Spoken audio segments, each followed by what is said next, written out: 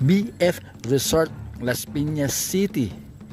PIA, security guard ng BF Resort Las Piñas City, ay nahuli na din itong tatlong kalalakihan na bandalas dumadali sa area ng BF.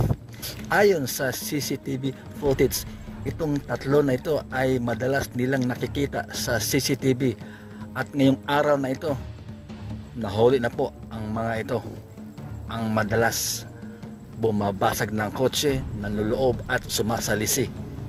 Ayon sa ating team leader ng PIA BF Security Guard.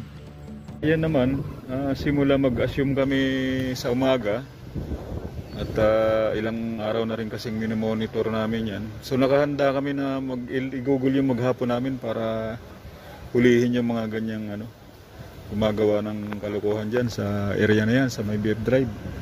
Diyan talaga ang dapat tutukan kasi maraming nangyayari dyan, mga salisi, nakaw ng bisikleta, nakaw ng kung ano-anong pag-aari ng mga motorista dyan, sinasalisi niyang mga kabataan na yan.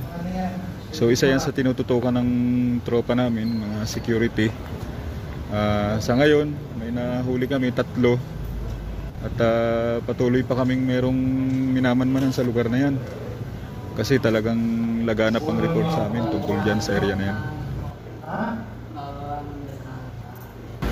Ito po si JP Nini, ang Las Piñas Police Media at ang NCR Insita President.